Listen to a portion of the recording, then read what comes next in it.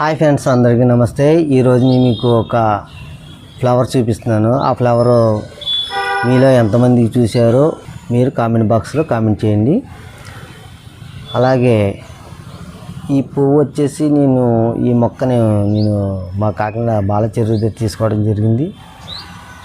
అయితే ఈ మొక్కలో స్పెషల్ ఉందని మీకు అందరికీ తెలుసు, కాకపోతే నేను చూపిస్తున్నాను. అయితే కొంతమందికి ఈ పువ్వు గురించి ఎవరికి సరిగా తెలియదు. చూసిన వాళ్ళు కామెంట్ చేయండి, చూడలేని వాళ్ళు చూసి ఆనందించండి. ఓకే, ఇదే ఆ పువ్వు.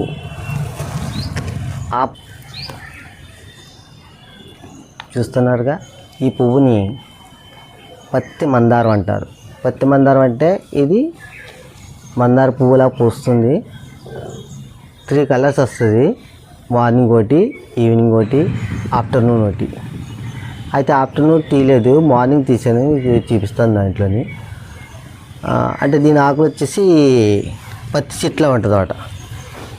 ఈ ఆకులు వచ్చేసి మన మందార చెట్లా ఉండదు, పత్తి ఆకులా ఉంటుంది. పువ్వు చూస్తేనేమో మందార పూలా ఉంటుంది. అందుకే దీన్ని పత్తి మందారం అంటారు.